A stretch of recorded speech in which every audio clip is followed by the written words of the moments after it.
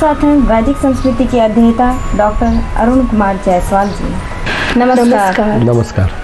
श्रीमद् भगवत गीता के 7वें अध्याय का 27वां श्लोक। इच्छा द्वेष समुत्थेन द्वंद्व मोहेन भारत सर्वभूतानि सम्मोहं सर्गे यान्ति परन्तप। हे भरतवंशी अर्जुन, संसार में इच्छा और द्वेष से उत्पन्न सुख दुख आदि द्वंद्व रूप मोह से संपूर्ण प्राणी अत्यंत अज्ञता को प्राप्त हो रहे हैं। इस संसार में सभी व्यक्ति अज्ञानता को क्यों प्राप्त हो रहे हैं? मनोविज्ञान के प्रोजेक्शन शब्द का अर्थ क्या है? वस्तुनिष्ठ ज्ञान और व्यक्तिनिष्ठ ज्ञान में क्या अंतर है? एक बात हम आसपास देखते हैं, सामान्य पति पत्नी में शादी के तुरंत बाद बड़ी अंतरंगता दिखती है, परंतु जैसे जैसे समय बीतता जाता है दोनों में कटुता ही दिखती है। ऐसा क्यों? यह श्लोक मनुष्य के व्यक्तित्व और जीवन तत्व का सार है। सब कुछ यथार्थ रूप में व्यक्त है। इच्छा और द्वेष के कारण मनुष्य का जन्म बार बार होता है और वे मोह में पड़ जाते हैं। हे अर्जुन, सभी जीव प्रारंभ से ही जब मनुष्य जन्म लेता है तो जब तक जन्म ही लिया है तब तक धरती पर उसे कौन खींचता है? मुझे ये चाहिए, मुझे वो चाहिए, मैं ये नहीं कर पाया, मैं वो नहीं कर पाया, मुझे ये नहीं मिला, मुझे वो नहीं मिला, ये मेरे रास्ते का रंगा बना, वो मेरे रास्ते का रंगा बना, इसने मुझे नहीं करने दिया तो उसने मुझे नहीं करने दिया, मैं क्रोध में सब कुछ नष्ट कर दूंगा। मानव मन की ये ही इच्छाएं, वासना और द्वेष है। इन इच्छा द्वेष के कारण मनुष्य सत्य को समझ नहीं पाता। इस दोहरे मोह के कारण इच्छा अर्थात कामना, द्वेष यानी क्रोध दोनों साथ साथ चलते हैं। जहाँ इच्छा है वहाँ क्रोध है। इच्छा पूर्ति में कोई बाधा आती है तो वहाँ स्वतः क्रोध आ जाता है। ये दो मोह है अर्जुन। सृष्टि के समय, जन्म के समय, प्रारंभ में ही जीव इस मोह के अधीन हो जाते हैं और स्त्री और पुरुष तब कष्ट पाते हैं। आचार्य शंकर इस विषय में बड़ी सुंदर टिप्पणी करते हैं। जब आप इच्छा और द्वेष के अधीन हो जाते हैं तो आप आध्यात्मिक जीवन में ही कष्ट नहीं पाते, अपितु सांसारिक जीवन में भी जब बाह्य प्रकृति के साथ व्यवहार करते हैं तब भी सदैव कष्ट पाते हैं। हमारे बाह्य जीवन में भी सही ज्ञान के न उत्पन्न होने से इच्छा और द्वेष यानी क्रोध के वश में है। उस मन के जो पूर्णतः इन दोनों के कारण नियंत्रित है वह सत्य को पूर्णतः नहीं जान पाता। अगर कोई स्त्री और पुरुष एक दूसरे के प्रेम में पड़ जाए तो वह स्त्री उस पुरुष के लिए सबसे ज़्यादा सुंदर होती है और उसी तरह वह पुरुष भले ही वो कितना काना कुबड़ा हो या भले ही वो स्त्री कितनी भी काली कलूटी हो, एक दूसरे के लिए जीने मरने की कसम खाते रहते हैं। कहते हैं लैला बहुत काली थी लेकिन वह मजनू के लिए बहुत सुंदर थी। तो आचार्य शंकर कहते हैं ये दोनों मोह, इच्छा और क्रोध आ गया तो आप सही बात को समझ ही नहीं सकते। जो वस्तु यथार्थ में है वह तुमको दिखेगी ही नहीं। बाहर के संसार में भी वैज्ञानिक कहता है वस्तुनिष्ठ तरीके से संचालित होइए, अपनी भावनाओं इच्छाओं के द्वारा नहीं। मान लीजिए आप किसी वस्तु पर प्रयोग कर रहे हैं, आपकी इच्छा के परिणाम में ये ही निष्कर्ष निकलना चाहिए ये इच्छा व्यापार हावी है, तो निश्चित रूप से प्रयोग के निष्कर्ष में वही पाएंगे लेकिन वह सत्य नहीं होगा। ऐसी इच्छा रखनी चाहिए कि जो सत्य मैं देखूंगा उस पर मैं विश्वास करूंगा। ये विज्ञान हुआ। मनोविज्ञान में एक शब्द है प्रोजेक्शन। आपके मन में जो बातें लहरें आती हैं आप बाहर की दुनिया में वही देखते हैं। नज़ीर आगरा के कृष्ण भक्त हुए, उन्होंने अपने एक नज्म में लिखा कि भूखे को सूरज और चांद भी दो रोटियां दिखती हैं। अगर वह भूखा है तो चंद्रमा निकलेगा तो उसमें भी वह रोटी की ही कल्पना करेगा। दरअसल वह रोटी नहीं, वह भूख है जो अभिव्यक्त हो रही है। तो प्रोजेक्शन होता है यानी प्रक्षेपण होता है, अर्थात आपके मन का जो भाव है वही प्रकट हो रहा है। तो वैज्ञानिक कहते हैं कि एक ज्ञान होता है वस्तुनिष्ठ ज्ञान और एक ज्ञान होता है व्यक्तिनिष्ठ ज्ञान, व्यक्तिगत ज्ञान। वस्तुनिष्ठ ज्ञान का मतलब है कि जो है वही देखो। ये तभी होगा जब आपकी आंखों में लाल, हरा, पीला, नीला चश्मा नहीं पड़ा होगा। जब चित्त किसी बात, किसी संस्कार के अभिभूत है तब वह न तो उसकी अच्छाई देख सकता है न ही उसकी बुराई। उसको तो सत्य समझ में ही नहीं आएगा क्योंकि उसको लगेगा हमारे साथ ऐसा हुआ वैसा हुआ। ये गलत बात है। तो भगवान कहते हैं इच्छा और द्वेष नामक मोह से उत्पन्न प्राणी इस संसार में आते हैं और उसके वशीभूत हो जाते हैं। वस्तुनिष्ठ ज्ञान यानी जो वस्तु है बिना किसी आग्रह आरोपण के जो है वह बता दो। जैसे मोबाइल है तो आप जिससे मोबाइल की तरह देख रहे हैं। व्यक्तिनिष्ठ ज्ञान चंद्रमा को चंद्रमा की तरह देखो। कभी उसमें सत्य साईं बाबा दिखते हैं, कभी सूरज में तिरंगा झंडा दिखाई दे देता है, जबकि सत्य साईं बाबा चंद्रमा में नहीं घुसे हुए, व्यक्ति के मनों में घुसे हुए।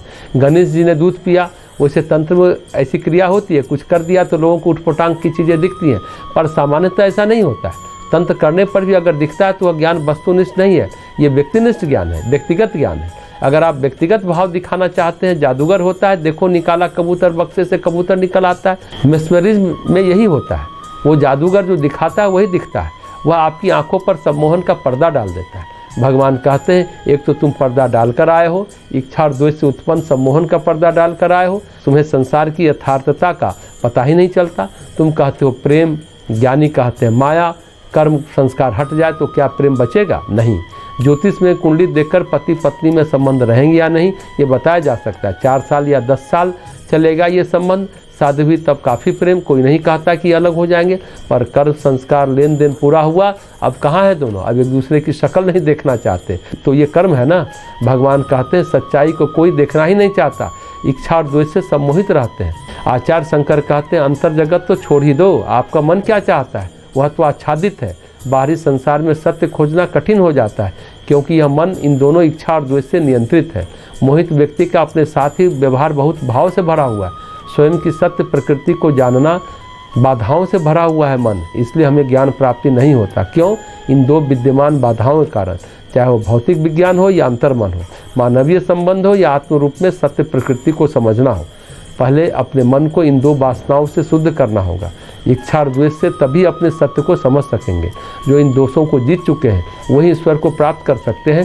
जो इन दोषों से मुक्त नहीं हो सके हैं उनके लिए ईश्वर की प्राप्ति अत्यंत कठिन है। भगवान के बारे में कहा जाता है कृष्ण भगवान ने कितनों के साथ संबंध रखा मालूम नहीं, परंतु उन संबंधों का स्वरूप क्या था ये भी किसी को मालूम नहीं। भागवत कहता है वे काम विहीन संबंध थे, लेकिन आदमी अपने काम का वासना का आरोपण कृष्ण में करता है, अपने क्रोध का आरोपण राम में करता है। वह सोचता है कि जिस तरह राम ने रावण को मारा ठीक उसी तरह हम भी किसी को मारेंगे। ओबामा ने ओसामा को मारा, लेकिन हमारे मन में ही कोई बदला लेना है तो कहते हैं हम भी लंका विजय के लिए जा रहे हैं। तो क्रोध का आरोपण, काम का आरोपण करते हैं हम अवतारी पुरुषों में भी।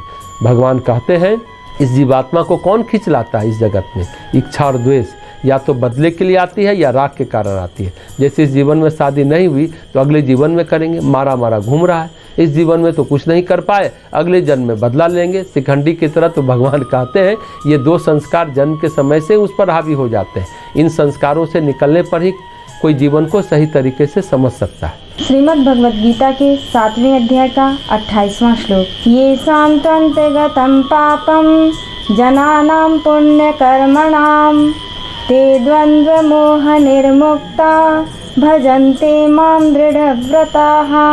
परंतु निष्काम भाव से श्रेष्ठ कर्मों का आचरण करने वाले जिन पुरुषों का पाप नष्ट हो गया है वे राग द्वेष जनित द्वंद्व रूप मोह से मुक्त दृढ़ निश्चयी भक्त मुझको सब प्रकार से भजते हैं। सत्य की खोज के लिए बच्चे को किस उम्र में प्रेरित कर देना चाहिए? भारत के कौन से विचार विशिष्ट हैं जो अन्य देशों में नहीं हैं? एक बात बताएं, इस संसार का सबसे महान अनुशासन क्या है जिससे वैश्विक समरसता की कल्पना साकार हो सकती है? साथ ही हमें यह भी बताएं कि योग और वेदांत दोनों में सबसे खास बात क्या है? सारे पाप मनुष्य करता है इच्छा और द्वेष के कारण, इन 2 मोह के कारण। चित्त जब तक संस्कारों से आवृत रहता है तब तक भगवान की दृढ़ भक्ति नहीं होती है, भजन नहीं होता। एक संस्कार जगता है, एक कर्म बीज अंकुरित होता है और फिर वह पूरे चित्त पर छा जाता है। कुछ समझ में नहीं आता, इतना आक्रांत हो जाता है उस रंग से जैसे बरसात के महीने में घास छा जाती है, मेढक टर टर करते हैं, बाढ़ आ जाती है और लगता है कि यही सच है। बरसात जाती है, मौसम बदल जाता है, फिर सब कुछ बदल जाता है, फिर लगता है जाड़ा सच है। उसके बाद गर्मी आती है तो लगता है यही सच है। सच ये है कि मौसम के अनुसार परिवर्तन सच है। भगवान कहते हैं कि इच्छा और द्वेष हमारे संस्कार को अशुद्ध कर चुके हैं। जो इच्छा और द्वेष के पार चला गया, जो व्यक्ति इच्छा और द्वेष से मुक्त हो चुका है और जो कर्मों को निष्काम भाव से करना सीख गया, उसके पाप नष्ट हो जाएंगे।